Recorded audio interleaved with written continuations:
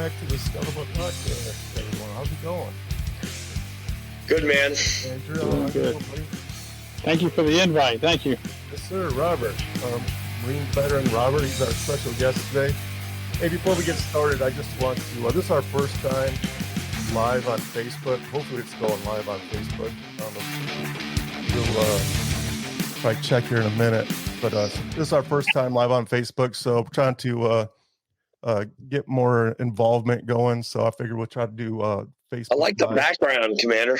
Yeah, it's pretty legit. That's pretty cool, man. That's definitely legit. For our Facebook listeners, I just want to explain real quick what the Scuttlebutt Podcast is. A couple of years ago, I had an idea to start a podcast and sit down with America's veterans and get their stories. Every veteran has a story. We talk life before, during, and after. Sometimes the speech gets a little dicey, so if you got kids in the car with you, it's probably a good time to turn down the radio. We might even get banned from Facebook again. I think I spend more time in Facebook jail than I do in Facebook anyways. You should get a medal, Commander. You should get a medal for that. Yeah, so you're a man that likes to serve time, you know. Yeah, right. So what happened was the show started gaining some momentum and it started making a little bit of money, but I feel like I don't want to make money off of people's blood, sweat, and tears. That's not what I'm all about. So what I did a couple of weeks ago, I went ahead and I started a nonprofit. So any money that is generated from this show is going to go to helping veterans. And I have a project that I want to start with this money. I want to start building yard art and American flags. So eventually you'll see these around the you'll start seeing these around the neighborhood. Oh yeah. Yeah, it's pretty. Oh wow, I like that. Yeah, dude, that's bad. That's badass, man. I like that. So this is my yard in Dearborn, Michigan. I had that in my yard, and then when I moved down here, I knew I was moving to an apartment when I first got here, so I gave it away. But that's my goal. I'm gonna start making these with the funds that we generate off this show, and start putting these in veterans. Not just this one, there's going to be other ones. Obviously, I like that. If you're a Marine, you're going to get this one. But also, what I'd like to do is if somebody comes to me and says, "Hey, there's a veteran that's in need of, his electric bill's about to shut off," I would love to be able to help them out. But my goal is not to just start divvying out money to everyone. So obviously, you'd be vetted. You'd need a DD-214 and then a copy of whatever bill you need, and then I'll try to help you out. But we're a long way from that. We need some help. We need funds. In the link of this Facebook post, my link tree is there, and one of the links is for donations. So feel free to go ahead and donate a few bucks. Like if anybody just donate $1 or $2, I'd be happy. $5, $10, whatever. Yeah, whatever you got. Everything helps. Everything helps. So just spread the word, man. So with that said, Andrew, how you doing, buddy? I'm feeling a lot better than I did yesterday. I still sound very congested, but yesterday I just was feeling awful. But today, dude, I'm going on vacation tomorrow. I feel great. So that'd be nice. Jeffrey Saban's on Facebook right now, and he's messaging us. He says we're good to go on Facebook. So that's awesome. Oh, good to go. Hello, Facebook world. Hey, Robert, Gunny Sabins was, I knew him as a corporal in 3-8 in Ramadi, and we did Karma, Ramadi, and the Mew together. So yeah, and he's actually our show. His company is our show sponsor, and he was one of our early on guests on the show. So he's been a long time. Good deal. Scuttlebutt for sure. So good action. Today we're sitting with Marine veteran Robert Hendrix. Robert, why don't you take a minute to introduce yourself? So, my name is Robert, obviously Hendrix. I served in 3-8. Well, go back in the time. I served from 97 to 05. And I started out with 2nd Battalion, 2nd Marines, 81's Platoon, Weapons Company, Mortars, and then did a little time MEW, the 22nd MEW over there in 98 or 99. Returned back, got a short stint, a couple years at the island working at the range for Incheon, a Weapons and Field Training Battalion. And Incheon range. Yeah, I mean, I thought initially it was going to be a short stint, but they ended up keeping me there for the rest of that tour. So my EAS was August of 01. And, well, towards the middle of 01, August 01, I went ahead and EAS'd and got out and thought about getting into trucking. I started working local jobs around Beaufort, South Carolina for a while. And then the towers fell in September, which was just a few weeks after I got out. So I immediately decided to re-enlist. I was an infantry Marine. I knew, I had a value somewhere. And so they went ahead and sent me to this reformed battalion, 3-8, up in Camp Lejeune, which became the 4th MEB. And so they'd sent me up there to be a young corporal. I was still a corporal. And got put on a gun squad, which after being out of the infantry for a couple of years, especially working a lighter end job like the rifle range at Parris Island, so my feet weren't quite under me, and the training was a lot more treacherous and difficult at that time, not having been in the field for quite a while, not even been in a platoon setting for quite a while, so it was really hard. And then served with a terrific bunch of guys at 2nd Section, 81's Platoon, Weapons Company, 3-8. Yeah. Till August of 05. And well, actually it was earlier than that. They ended up trapping a few of us out when we got back from Okinawa, Haiti, and they ended up telling us if we didn't have a year left on our time, we were going to go ahead and either be fapped out or moved to another unit. Now, I personally had never served any time in Iraq or Afghanistan. I would have been more than willing to go, but I just my number never came up. My issue never came up, so they ended up sending me over to a 6th Marine Regiment to be the NCOIC for mortar training for the reservists. Nice. So I ended up doing that until I got out in 05, in August of 05, and then tried to become a state trooper down in South Carolina. Went to the academy in Columbia and ended up getting injured while I was there, and I couldn't return back to training, a few days later. So I ended up having to go find something. So I was kind of on the street for a little while, living in my pickup truck behind a buy-low grocery store, and just didn't have the heart to go home to family, or I felt defeated at that time. A Marine of 8 years gets can't finish police academy training. I was kind of embarrassed, so I lived in my truck, and then decided maybe truck driving. Somebody introduced the idea of maybe going to a free trucking school and learning to drive an 18-wheeler. I knew at least I could live in one of these things.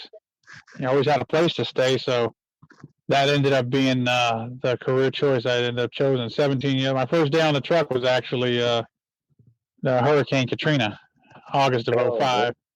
And so 17 years later, and still out here, almost 17 years later, still out here on the road, driving around. Been all over America. Had the chance to see this beautiful country from sea to shining sea. Hell yeah. Just everything we have here, I just had a great opportunity, a privilege to be able to see. I figured I defended it 8 years and might spend the time to go see what it looks like. So, yeah, it is a beautiful country. I have a couple questions for you.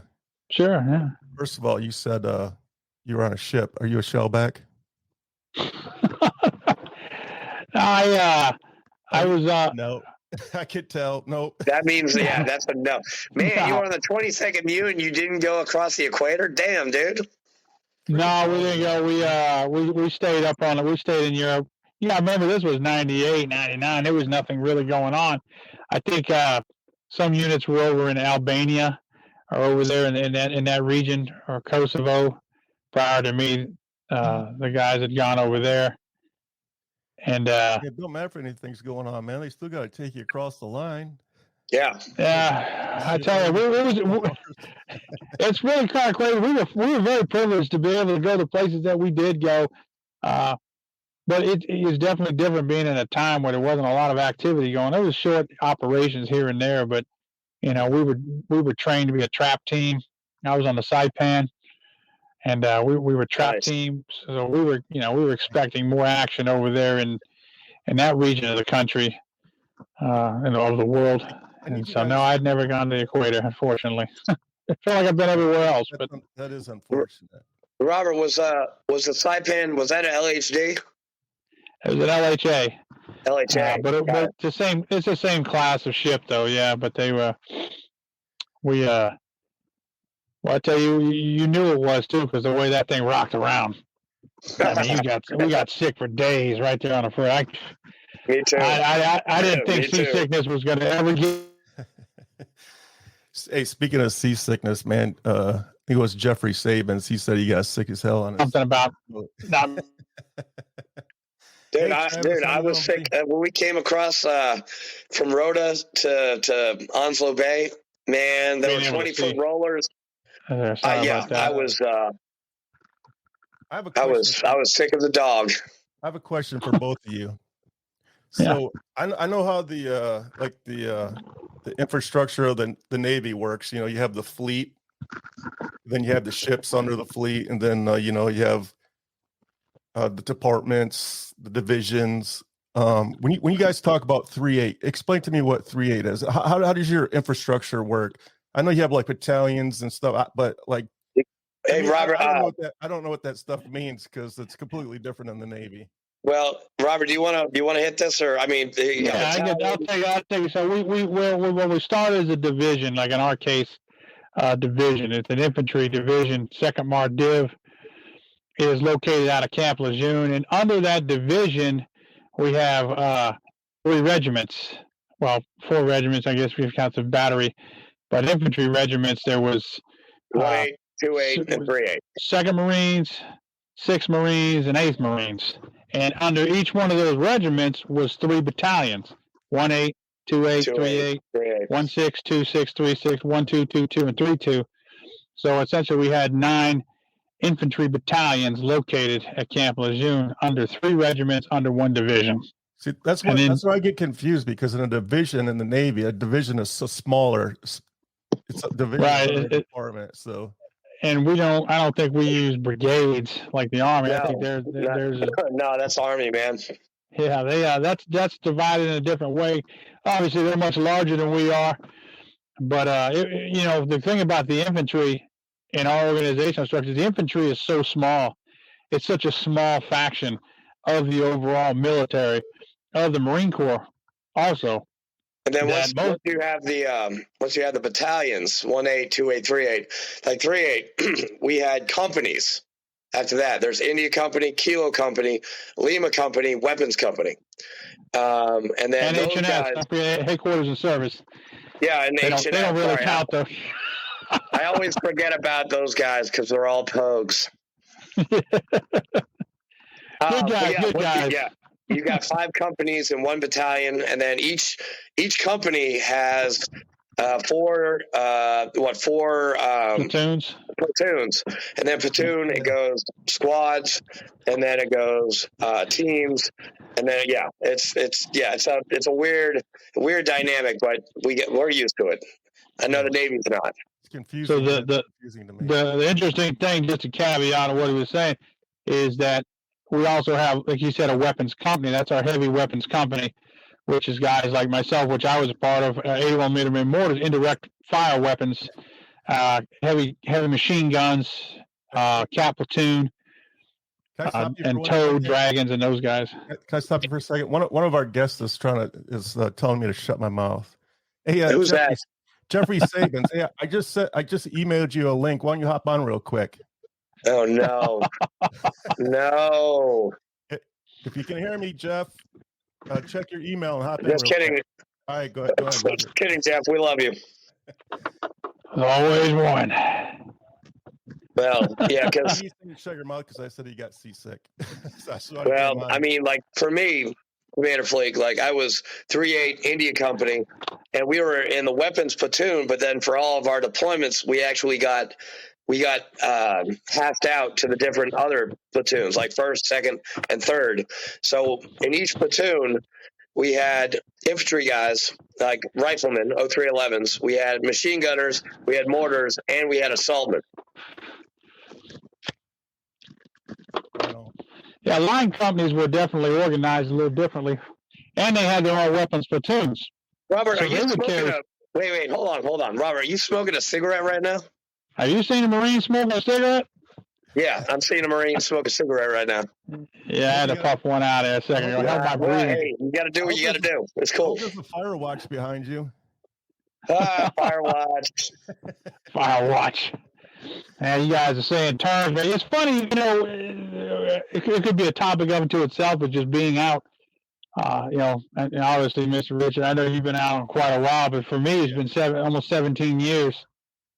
And it's hard to believe, when you start getting around other Marines, even from the past, like the reunion we had, which was wonderful. Good job with that, Andrew. Yes, it's like the lingo starts coming right back, but you realize you're speaking that civilian slag terminology.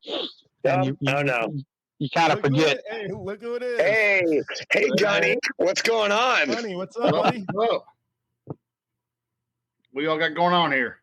We're talking 3-8 stuff, Gunny. Yeah. Little power wow.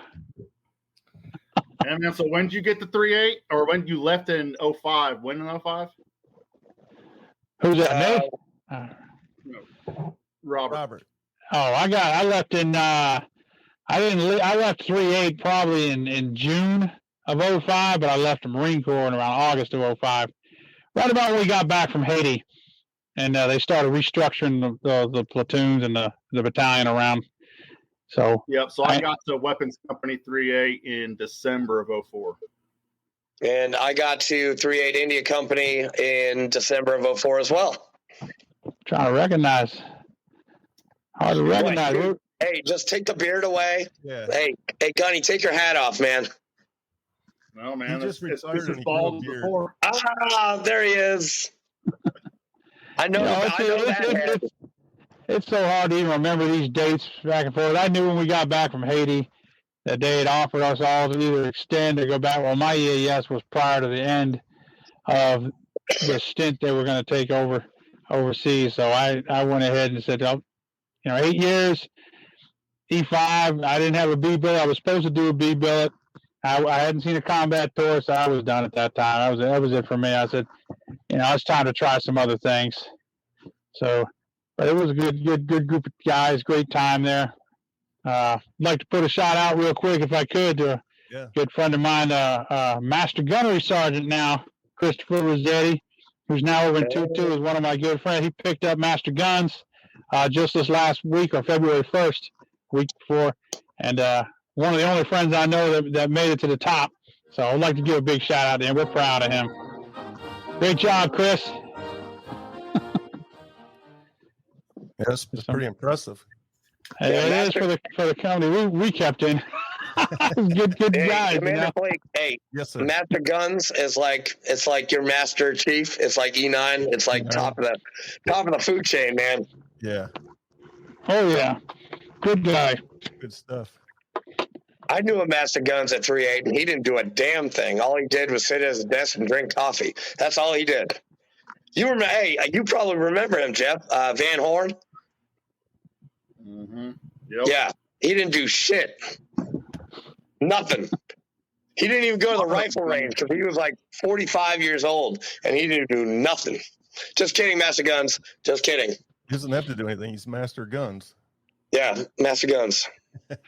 What's crazy is you look back on some of these guys in their careers now, the ones that stayed in and stuck around, and you realize, I knew these guys when they were wild and crazy. Yeah, I knew these guys when they were, we were all on the streets in Kenville or wherever we were, partying on Libo. Not trying to give too much away. Don't know what the statute of limitations is, but those some wild times, and it's hard knowing these guys have made excellent seasoned veterans. They've been in this war for 20 years, Guys like him, I know where they were in at the beginning of it and they were in at the end of it. And proud of everybody I knew that took a piece of that stand with them and just chopped it up and gave it everything they had. So I was just privileged to be a part of it, privileged to even know the guys who are a part of it. Heart goes out to every veteran that served, especially in that battalion. I know how hard 3-8 was. We were a hardcore training battalion, no doubt about it. Yes, we were. When I landed at 81s in 01, I mean, we were going balls to the wall, man. Gunny Kreitz was my platoon sergeant. Gunny Masters was a section leader. We were Staff Sergeant Master at the time. He was Gunny Master at the time. And Staff Sergeant Scroggins, or Gunny Scroggins, was the other section leader. Whoa. Wait, hold on. You knew Gunny Scroggins? Yeah, he was section leader. Yeah, he was our company guns when I was getting out. John W. Scroggins. I love that guy. Yeah, leader of the Raging Cajun. Dude, I saw him like 4 years ago in Alabama, man. I had barbecue with him. It was really good to see him. He was hardcore on us. He was hardcore, but he made us strong. We had a great team. Like I said, it was a whole different experience when you go from one battalion to another. Just some of these battalions, but the tempo, the training. I don't think we ever rode on trucks. I don't think we knew what a motor pool was. Those guys had us in the field so damn much, working up for our Okie. That was just Okie at the time, I don't know if we ever breathed, real chow. I think everything was a hot vat. If that or MRE and a wet mud hole at one of the K ranges. Dude, we had those, like, I know Jeff remembers, we had those freaking box trucks. Oh, man, they were terrible in 05.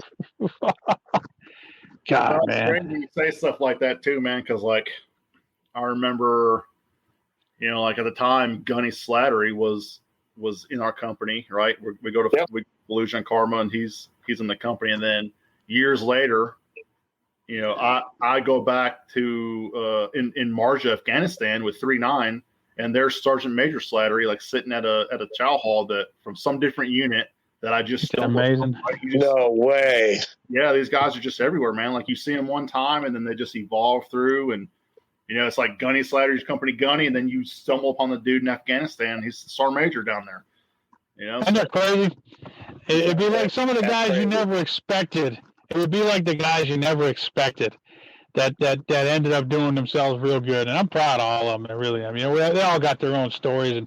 But to survive the Marine Corps, anybody who retires from the service, to survive the Marine Corps for that long, especially in the infantry, and my heart and respect goes out beyond measure. It's just, I've only served 8 years now. And of it, I only served 6 years in the infantry. 4 years of it was peacetime. So actually 4 years of it was enduring freedom, 01 to 05. And even at this point, at 43 years old, which is just a year shy of Vorgang, my knees are shot. My shoulders are gone. And me, I'm 44 too. Yeah, the ears are gone. I mean, there's just so many things, like, it's just falling apart. No matter how hard you try to keep it together, it's just like, it's amazing these guys are still active duty, running PT and company PT. I'm like, and you got Gunny Savins, who, dude, he did. Absolutely. I mean, he did 20, and he did all the deployments, 05, 06, 07, plus Afghanistan, plus I can't even remember, but dude, you did 20 years in the Marine Corps, and you're still incredible. And you're amazing. And look at you now. You got proven valor professionals, and you're all good to go now. Some of these guys, like me, the Marine Corps was built for us, but some of these guys were built for the Marine Corps. The best way I can describe it. They were built to do it forever. Yeah, they were built for the Marine Corps. Marine Corps wasn't built for him. Let me tell you, man, they're probably the only reason I got out was because when I shifted I spent the first 3/4 of my career just doing nothing but war fighting, right? War fighting, war fighting, base MTU, war fighting, like, just back and forth. Then I went to Mar 4 Combat 3-star command, right? And got behind the desk and started doing training and stuff. Did that for 2 years, and it just killed me. So I volunteered to go to Somalia. Went to Somalia, got back into the mood, right? Then I went to Tennessee to be on a reserve station, doing an I. Right. If I hadn't have gone there and like just stopped doing the infantry stuff, I probably would still be in there. But once you stop and you're not moving around and going to the field 24/7, like it all catches up to you, and you're just like out of nowhere. You're just beat up. Agreed. Move. If I had stayed in the infantry and was still going to the field and still doing hikes every week and still doing that stuff, I'd probably still be doing it because that's my mindset. It's like once you step away, it's like, oh man, I'm tired. I can't go back to that. I really think that's the biggest thing that grunts fall into is when they're not fighting anything anymore, when that vigilance isn't high anymore, when that level's not up there anymore. It's like your body wants to go into hibernation mode, and if you let it slide, it's like going into Firewatch sleep after you took Firewatch. You don't really ever want to get back up. Oh, but yeah, you have to force yourself to do it. I'm trying again now these days. I'm really trying to get back into a little better shape. I'll throw it out there like this. My run times are like 17.5 minutes for a mile and a half. Oh, yeah. That's ridiculous. That's crazy. I mean, I can't throw a hyperjet on me and go any faster than that. It's just the knees start feeling the pounding, and you try to say, hey, I'm not really this old. I still could have been active duty to this day. And then you ask yourself exactly what you said. What if I'd have never stopped? Would I be kicking ass still? Would I still be there? So that's a great point. Yeah. I mean, I don't run anymore. I do hot yoga and jujitsu, and that's it. And I'm good to go. And hey, I lost 20 pounds, so I'm like 257 as of this morning. So I'm really, really happy. Yeah, you look pretty good. Pretty good in that shirt there. Is that an XL? Is that an XL? Yeah, it is. It is. Double X, man. Come on, bro. Hey, I went down in one side. I XL for a long time. It was funny. I still live in Jacksonville, so I go shopping on the base once in a while. I go into PX. They don't have a 2XL anything. Really? I don't even think you can find a 2XL or let alone a 3XL skivvy green or silkies. I don't even think they make them that big anymore. No, they call them thongs. They don't make silkies anymore. I was there a couple months ago, and they don't have any silkies whatsoever. It's terrible. Probably a good thing. No, hey, Commander Fleet. Once you have the silkies on your body, man, it's like wearing silk, man. It's awesome. They're just cradle. It's amazing. Wearing silkies. Oh man, silk. They had them in the Navy. I know they used them. Hey, Commander Fleet, I just invited you to the IW Detroit Silky Hike. So if you do go, you got to wear silkies, man. Have to. Yeah, I'm not wearing silkies, but I want to go to that. Oh, come on, man. It's fun. And Jeff, there is a silky hike in Knoxville in May 14th. Yeah, we already got our tickets. We already bought our tickets. Oh, yeah, that's right. That's right. You do. The company sponsored a few people, and then we got a Proven Valor flag on the way. So, we've already bought all our stuff. Well, I hope so you live over in Knoxville? I live up in the mountains about 45 miles or 45 minutes from there. So I live where Kentucky, Tennessee, and Virginia all meet up there in Cumberland Gap. Oh, like up in Tazewell area, up that way. You ever seen people running around? I only make mention because I work up in that area myself every week. I'm up in Johnson City and Bristol and Church Hill, Rogersville, places like that. Morristown, Greenville. I service a lot of restaurants in that area. I work in restaurants, sales and distribution. So I'm familiar with that area. That's some tough country right there. I'd love to live. It's beautiful. You're blessed with a beautiful country. Good training grounds too. It is. I love it. That place will toughen you up, man. There's a lot of tall roads, a lot of long grade roads up there. If you like to run hills. Look at his beard, man. He's a freaking mountain man. Oh yeah.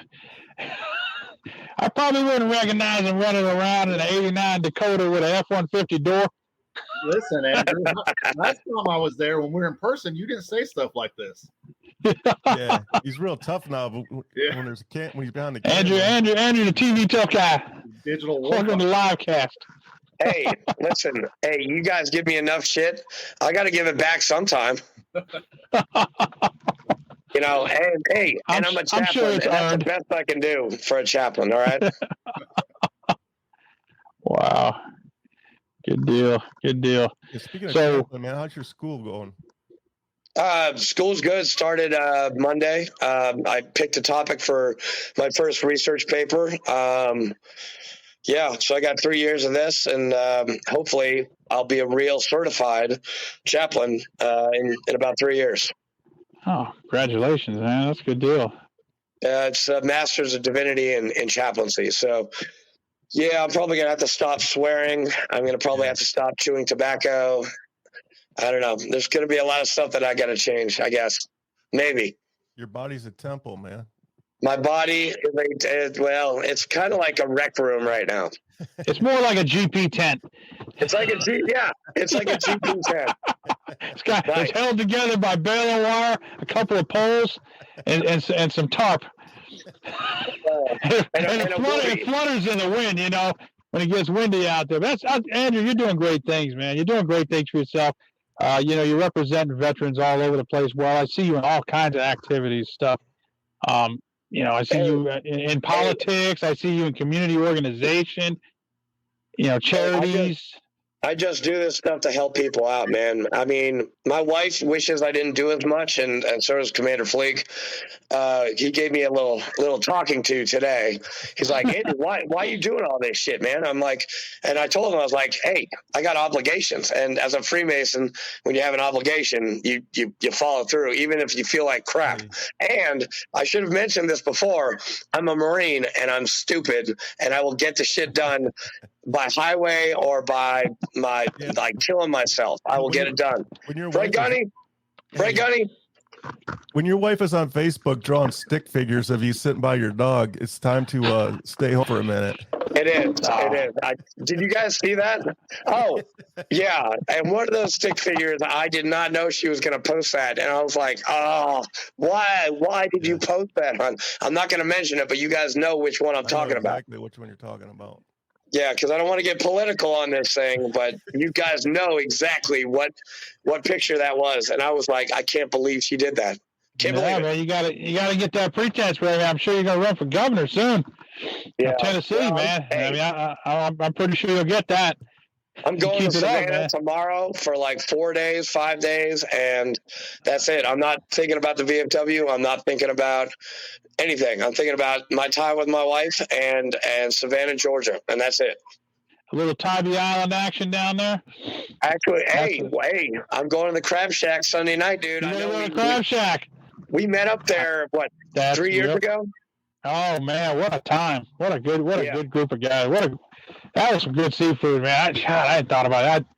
Yeah, I come down there and I was expecting, I was a little guy, man. That seafood was phenomenal. I must have left with a shell high.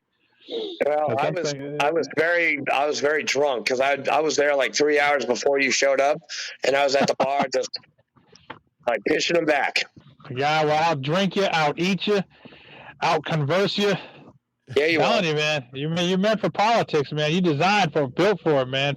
No. I don't want to do politics. I don't have the mindset. Brian Walker, our state commander, he's built for politics. I am not. Thank you, though. I appreciate the compliment, but I am, dude. I'm a rock banger. Okay, I'm one of those guys. I do this. I won't deny that. You know, I ain't as sophisticated as Gunny Sabins over there. Man of many talents. Hey, and that's a compliment, Gunny. I'm giving you a compliment, so don't fucking kill me, all right? Listen, we're just trying to help people out. That's all that matters, right? Hey, proven valor, yeah, helping people, VFW, the nosebleeds, TSP, and Robert, you're bringing food to restaurants, and you're helping out freaking everybody, and you're doing awesome. I just try to keep it going. That's like, I feel at home at Jacksonville. I feel at home around my fellow Marines. I left for a while. I've lived everywhere, but I don't know. For some reason, it just feels like home there.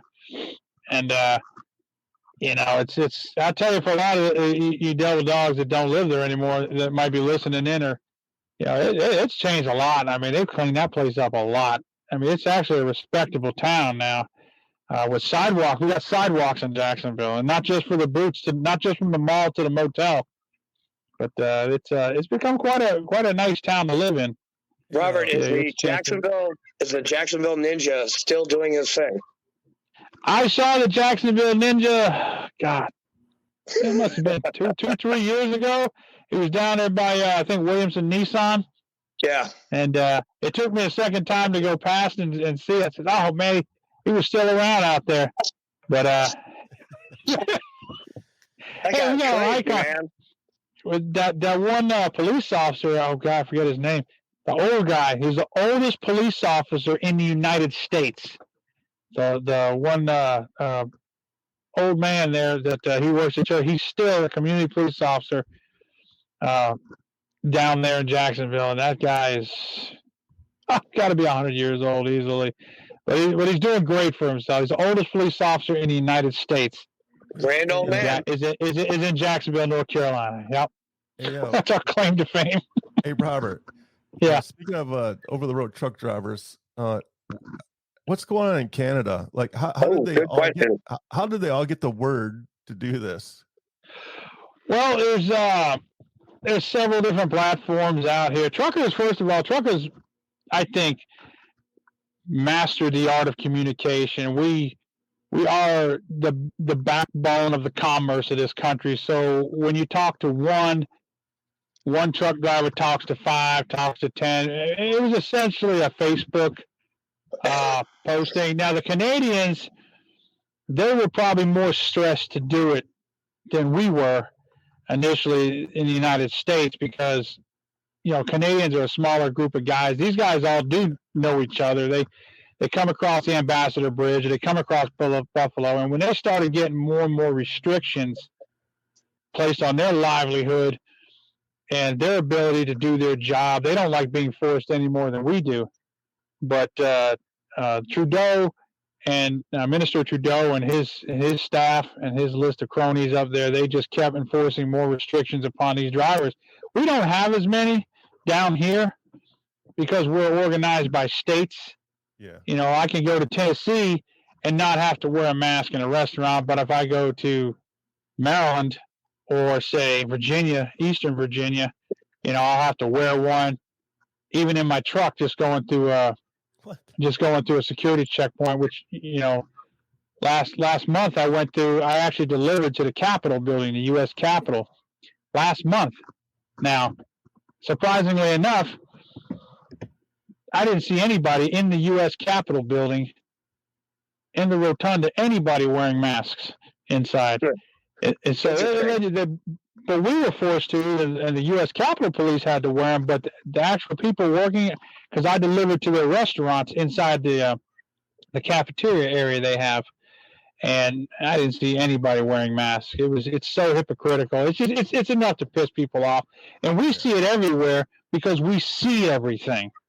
As drivers, we see the whole country. Some people see a little sector, their portion, their region, their area, but we see the whole country day in and day out. So we can see the hypocrisy in one area to the next. We can see where there's still happy citizens. We can see where businesses are still thriving. We don't need polls. We don't need information or data to tell us that. We can see it with our own eyes. Hey, there's way more restaurants open in Nashville than there is in Atlanta, Georgia. Or Baltimore, Maryland. Right. Well, the people in Nashville seem to be a lot happier. They seem to be doing a lot better. They're all shopping at the mall. I delivered to the Opry Mills Mall. They're all shopping at the mall, and you go to Baltimore, and they're not allowed in the mall without a mask. So the shopping's not as good. The business is not as good. The commerce is not as good. So it's really putting a strain on people, and I'm proud of our Canadian brothers for standing up. They've been with us. The Canadians have been with us, even in the military. They've been with us in every fight we've had. They've been aligned with us in Western culture. So kudos to them, and hopefully the American Truckers Association, the American Truckers Coalition gets involved. Not going to say if I know anything or not, but plans are in place. There's movement out there to get things done. We can slow the economy down pretty fast if we want to. And don't do that, man. Please. We need it. Right. It speaks louder than any TV network or any media ever will. People don't like when their shelves are empty. Yeah. Yeah. I just read an article yesterday that the governor of Michigan demanded that the truckers get off the Ambassador Bridge. I was like, okay. Do your best. Do your best, Governor. Yeah, those guys are scary. Yeah. It is so difficult to move. It's one of those areas where it's not anything the military could ever replace. And, that just brings about a whole nother subject in my mind. It's like, people talk about, a lot of us drivers out here, a lot of us police officers out here, we're veterans too. And we've been demonized for the new occupation or the new thing we have, police officers. A lot of police officers were former vets. Well, they were hailed heroes in the military. But when you come to serve your community, you're hailed as a target. Or a trucker, the same thing. Well, we're still Marines. We're still soldiers. We're still sailors. We're still airmen, coasties. We just have a different hat on now. We just serve in a different capacity. So the insult still hurts just as much. It makes you wonder if people were just telling you what you wanted to hear while you saw, thank you for your service. Thank you for, oh, wait, you're a trucker? What the hell is wrong with you guys? If we were right-minded in one capacity, I assure you we're pretty right-minded in another. Our moral grounding is what keeps us in play. We're not going to, I don't think most military vets are going to stray from where they started. They're still the same person. Right. They just don't have a haircut anymore. They grow beards.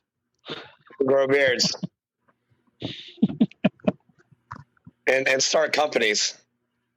And start companies. And run multiple other companies. Yeah, and help a lot. Hey, by the way, Gunny, how's our buddy James Ogden, another 3-8 Marine? He's doing good, man. We're working through some stuff. He asked me to marry him and his girlfriend, so I'm going down there, and I'll be marrying him and his girl.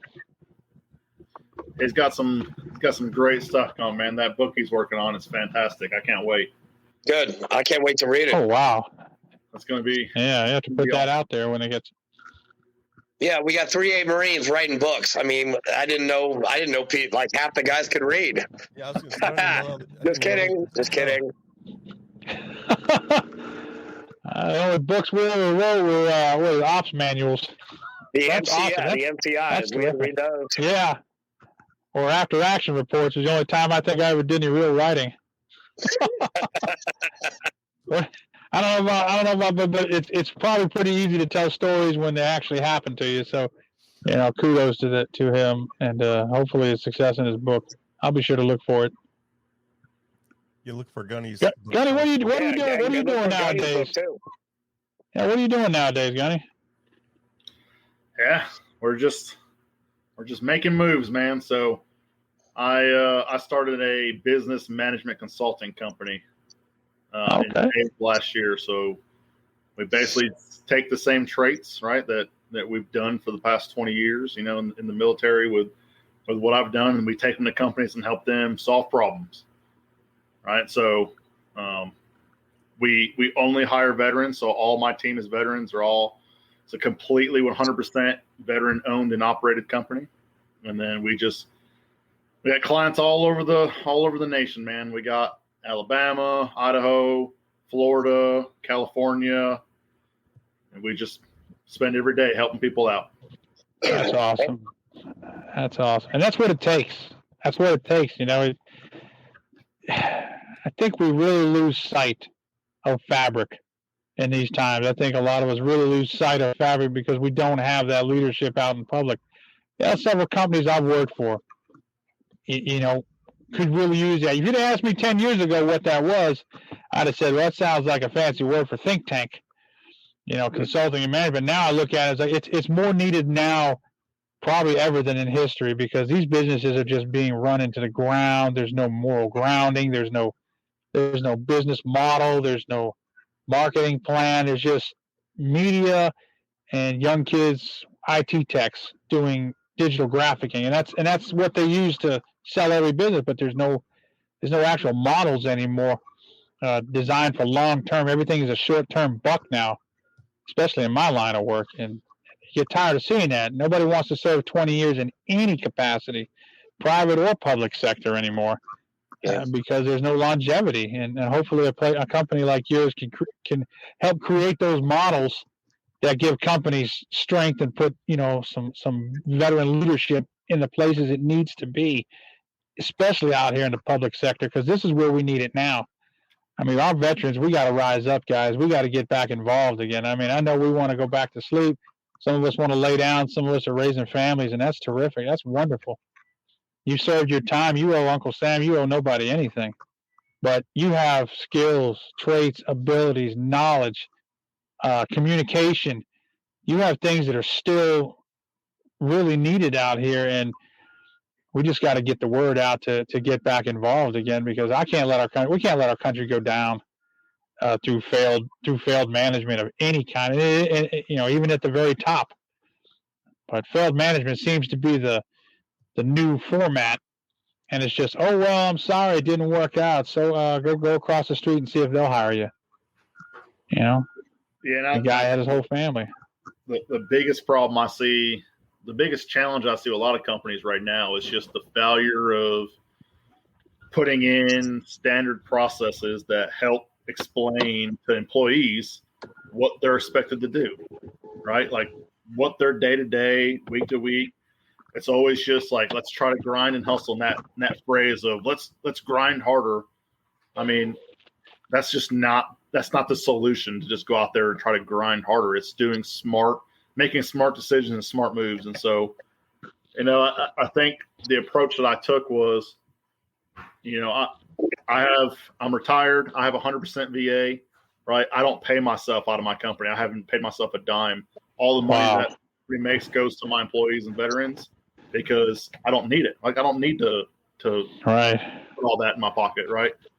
And so the next step, that we're launching next month is all the companies that I help, we're formulating an operational manager position in each company. Like, hey, we'll design all this stuff for you. We'll help you find a solution to your problems. And then we're creating this position called an ops manager. And then that's when I start bringing in veterans and placing them in those jobs, right? Wow. So again, I've placed 21 veterans so far in my company, and we don't take any cut of that. It's like it's through the company and the veteran. Like my company don't take a cut. We don't do none of that. So I think that's what's missing, right? Everyone's in it for the money and trying to get as much profit as possible. And I'm just trying to find jobs for people that don't have them. Yeah. That's awesome, guy. Yeah, that is awesome. I think people need to see that. I think more people need to see, correct me if I'm wrong, everybody. I think more people need to see moral fiber in what they're doing when you got a gentleman like Gunny over here who's, not taking $1 out of that. And so ultimately it tells you that his ethics are 100% behind what he's doing, because there's no financial gain in it for him to do any more than what he's doing. He could walk away right now and still going to have the same amount of money in his pocket as if he did. That's just interesting to how you find that talent pool of individuals. I guess you got a network or something you keep from different aspects, different fields. He's got a huge network, Robert. Huge, big. It's a big network. He's got a big one. Oh, that's somebody doing something right there. Besides kicking a can and saying, "Oh, we all can wave flags all day long," but it takes people like that to be involved. So you're moving a sector. You're moving a sector of society in the right direction. Yeah. Hopefully we can all do that a little bit. Speaking of flags, this is a nice segue. Oh, very, very pretty. Gunny Savins had this made and had it sent to us. This is one of these days. This is going to be a giveaway to one of our loyal listeners. Will win this. Triple P, right? Triple P. Yeah, so that's like what's the reason of having a huge network, right? Like what's the point of having that if it's not utilized and like doing things? So like Triple P, a veteran-owned business, we're just trying to push as many of that stuff, get the word out to people that just have a hard time, especially when you're starting out, to let people know what you do. So what's better than buying their products and sending them to people that could use them, and it does good for everybody. Oh, this is all good. This is all good stuff on here. I'm proud to be a part of this network. I'm proud that you guys have invited me to even be on the scope of conversation with all this, because there's certainly a lot of vets out there that need it. And I think the worst part that hurts me is, some of us out there, we're not trained psychologists, we're not trained therapists, when we see our brothers out there and we don't know what to say, we don't know what to do, we don't know what to help, but we don't like to ask for help ourselves. So, when I see an organization like this doing these types of things, it gives me hope that, hey, it's not over because we're out of the service. This to me is when it starts. Yeah. This is where the real battle is fought now. Now we've got to get everybody home. We've got to get everybody's head back in the game. I see a guy anywhere. It breaks my heart. See, you all see it too, the Facebook posts here and there that'll have, I think I'm just going to end it all today. And, you can't tell if it's, abusing substance abuse or alcohol, if it's true depression, if it's just him egging his girlfriend on. It's just hard to tell. And you want to get involved. You want to, but some people just don't know where and how. And so to see you guys doing these things, a chaplain, a network, management specialist, and training a network of professionals, a retired naval personnel, retired sailor, giving his time. Everybody in this room is giving of their time. It's a Friday afternoon, and look where you guys are at. No. Fleek was a yeoman. He was an admiral's yeoman.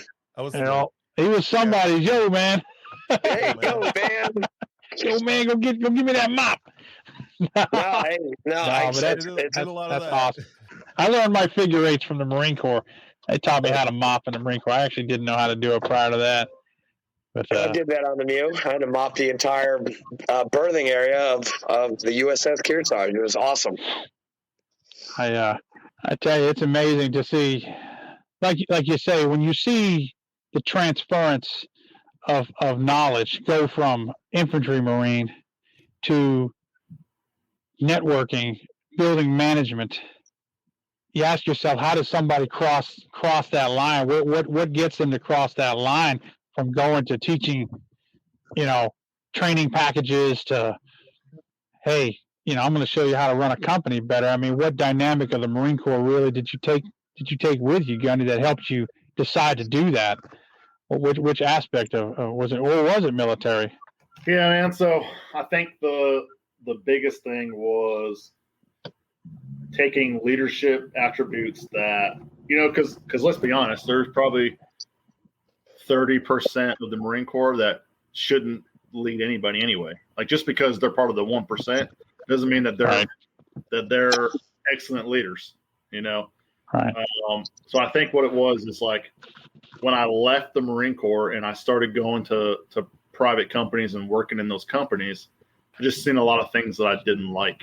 And solving problems is super easy when you just attack one problem at a time, right? What's the problem? Let's find a solution. That solution don't work. Let's find another solution. There's no sense to panic about it and act like a bunch of crazy people. And then I seen a bunch of stuff where veterans can bring a lot to the table, right? Because someone like me, maybe my first couple deployments hasn't done anything for me. But, when I was in Somalia, I led an entire camp of 555 people from 12 different countries who all spoke different languages. And if you can lead something like that, you can lead a company, right? It's the same things apply. It's treating people with respect, treating people like people, not telling people how to do things, but showing them how to do things, and just having a conversation and trying to solve problems. And when you take all that and you attack it from a business sense, the same thing applies. Like, you would be, some of the conversations I have with some of these companies I work with, it's just like, when they speak it out loud, they're like, you know what, that just, I know the answer already to my head. just hearing it, so, Right. The biggest takeaway from the Marine Corps to what I do now is just teamwork. It's like working with other people. And I think we have a great experience with that because we move to different teams every couple of years, where some people, civilian sector, working with the same team for years and years and years. We have grown accustomed how to get to a new fire team, a new squad, a new platoon, and immediately fit in and get to work. Man, that was good. That was a good one. Command and control. It sounded like just command and control at the fourth power, That's impressive. Oh, there it goes. Another Not everybody's a Marine in here, Andrew.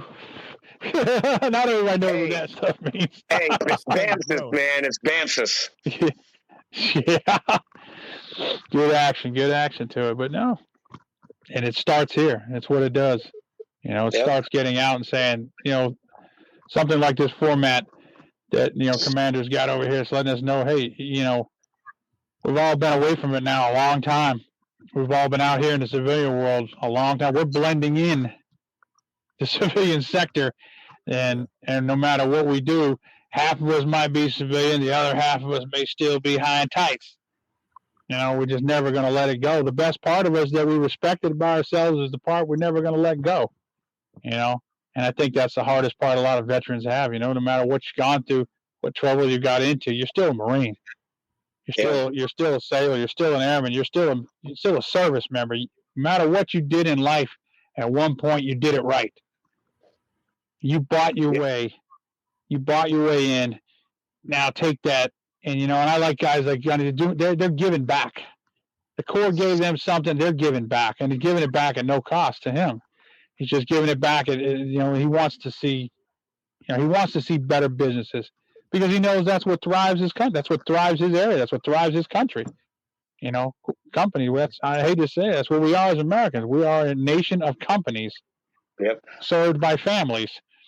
And if we don't have good facilitators in those companies, if we don't have good management, then we all end up working for Walmart at some point or another. If I'm correct. In one capacity, we end up, too scared to own our own business or too scared to run a company when, like you said, he's just taking the best assets that everybody has and is formulating a plan to make those valuable on the outside world because we take it for granted. We do. We take it for granted what we know. Yeah. Andrew, look at all the things you're doing at your age, Andrew. I know guys 34 don't do a quarter of what you do. And we take it for granted that that's just nature to you to stay busy. You're going to leave this and go right to something else. And then maybe I mean, even today, even before this call, I helped a veteran out. I got him to VSO, but he was living in his car, and I'm like, dude, you need to go here, here, and here, and in here. Here's a little bit. Here's get some food, get some rest. Call this VSO, and then call. Once you get your feet on the ground, I'm gonna give him Jeff's number, and then have him join the VFW, because if we can find a tribe to be a part of again, that's the thing that's going to make us a lot of us feel isolated. A lot of us, we don't know where to go, and we need a tribe. And Jeff has the Proven Valor tribe. Commander Fleek, myself, and Robert, we're all in the same VFW, and that's our tribe right there. And Jeff is too. I mean, once you can find like-minded people, the sky's the limit. You're gonna find your niche. You're gonna find some that you're good at. Yeah, it took me a few years to figure it out too, because when I got out of the Navy, man, I just felt like an outcast out there, man. And my wife kept saying, "Hey, go find a veterans group and join it." And I was like, "Man, that's like for old people, And then that's what I thought. Yeah, that's what I thought initially. By dumb luck, I just walked into an American Legion one day. I went there for a retirement party, and I was looking at all the memorabilia on the wall, and two Vietnam guys walked up to me and said, "Hey, you a veteran?" I was like, "Yeah, actually I am."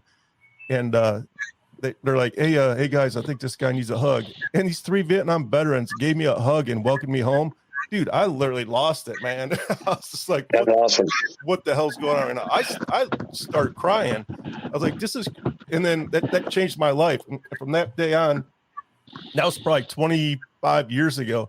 From that day on, I joined the American Legion, and the rest. I ran through all the chairs, been commander of many different organizations.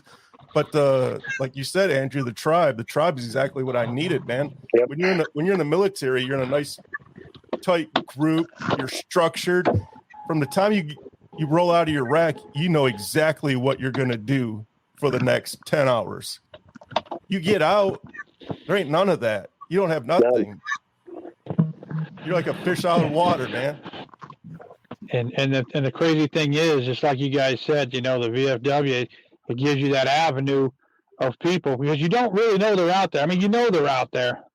You'll see one, see one at a phone booth. You'll see one on a street corner. You'll see one in the store with his cover on, or his flag on his lapel or something. But you don't think anybody knows where you're coming from. As far as the things you've dealt with. I'll tell you, that Vietnam veteran, it probably means more to those guys now to know that some other generation besides their own really understands the pain and agony they went through, to the despair, to feeling forgotten, and I think a lot of our guys get that understanding now, more so than they have, because that's why we all still feel like we're 20. That's why I think this platform is so important, because there's people out there that thought that, just like me, no, I'm not doing that. It's for old people. I don't need that. No, you do need that. We need to hear those stories. Living proof that you do need that. So, and we're all kinds of veterans. We're all kinds of veterans out here. We got guys that were in before the war. Yeah. We got guys that some of us never set foot on the sandbox, but our brothers were there. And, I could tell you that element could be a whole segment unto itself of what it feels like to be one of those guys. I got to tell you, there's a certain little sense of guilt, I guess, that comes into play. And I'll be honest about that I've lived with for many years. Every time I see one of my brother's names, or knew this guy when he first came in, or these young gents that first showed up on the field, guys like me, I know they're out there, and we think to ourselves, you almost feel a sense of guilt that maybe you weren't there, or you weren't assigned to that location, or you didn't have it as hard as some of these other guys did. But I tell you, I'm still proud, and I'll use every avenue I can to help those guys as much as I can, but I'll never pretend to know something I didn't know and experience something I didn't experience. And we all tell them that. took that oath, man. Everybody took the same damn oath. Yeah, everybody. So absolutely, one of my favorite stories is my grandfather. He was in boot camp when the Japanese bombed Pearl Harbor. When he graduated, they sent him to Pearl Harbor to fill body bags. Fast forward, 40 years later, here I am wearing the same uniform my grandfather wore. And one day, the aircraft carrier I was on pulled into Pearl Harbor. So anytime that you pull into a port, you have to man the rails, stand shoulder. Man the rails. The whole perimeter of the ship is lined with sailors in their dress, whites or blues, whatever. And Marines. And the Marines are in the front of the ship. They line the bow. So, but when you cross, as we were passing the Arizona, the skipper came on and called everyone to attention and to hand salute, because the USS Arizona is still a commissioned ship to this day. And anytime two ships pass, the junior ship, if there's sailors on the deck, will stop, hand salute the senior ship, and then in return they'll return the that's cool salute. So that is interesting. I didn't know that. As we're passing the Arizona, there's so many emotions that came through me, knowing that my grandfather was there 40, 50 years before filling body bags, man. And I could see the ship under the water, and it's still gurgling oil. Yeah. My brothers are on that ship still to this day. There are people on that ship buried, and I'm looking at it like every emotion in my body just let go, man. It was insane. As long as it lives forever, we live forever. That's really the way I kind of look at it. I mean, we have an obligation. We as vets, we have an obligation to live. That's why we do what we do. That's why I ask Andrew. I say, Andrew, would you like to be my co-host? He's like, why me? I'm like, Yeah, well, I did. I said, well, why me? Yeah, I just feel it. I don't know. And it's been awesome. And Commander Flake, I'm really honored, and I just want to keep on helping you and keeping helping the VFW, our VFW, which is the youngest and the newest in Tennessee, and Best. it's probably going to be the biggest in about 5 years. It's the best. If I had anything to say about it. Very active. It's a very active place. I recommend anybody to join the podcast and come on board and meet up with these guys if you're out there watching. Just it's a great relief. They're doing wonderful things. Stones Rivers, they're doing wonderful things. Thanks, Robert. This unit here is, if I'm not mistaken, you're the youngest unit. You're the newest, aren't you? We're our average age is 42.26 years old. I did the math. I counted on my fingers. I counted my fingers and my toes. It would be and lower. I came up with 42. I was like, damn. That number back. We only got like 2 Vietnam guys. We got 3 Vietnam guys, 1 Korea guy, but the Korean war vet, he lives in Florida. Like, he's like 93 years old. Like, he gets our emails and he sends me stuff about what we're doing, but he's down in Florida. So, I mean, but he's pretty much, I think, the oldest guy we got is him. Jeez. That's impressive. But everybody else is like Desert Storm, Iraqi Freedom, Afghanistan, and Syria. I think your wife is home. Yeah, she is. She actually tried on a dress, and I had to mute myself, and she was trying on a dress for me because that's my cue. That's my cue to get off, and yeah, she's looking at me right now. So that's my cue to get off. Commander Flake, is that okay if I go? Yeah, we need to wrap it up anyways. We've been on for a little over an hour, so we're good to go. So, Robert, hey, Robert, thanks a lot for joining us, man. Gunny, thanks for jumping on. Yeah, Gunny, hey, you should invite Gunny. Like, every time we do an interview, we should get Gunny on.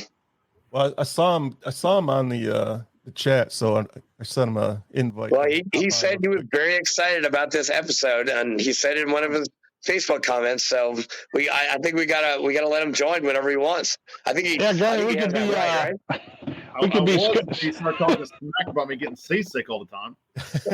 I didn't get seasick for 3 days. I was seasick for 6 months. Oh, for 6 months. Gunny, we can be Scuttlebutt News contributors. You guys are awesome, man. Hey, Commander Fleet, thank you so much. And it's been amazing. Thanks. Make sure you guys share this and get the word out. And thanks for hopping on. Absolutely. It's been a pleasure, everybody. You all have a good night. Enjoy your weekend. Oh, yeah, right.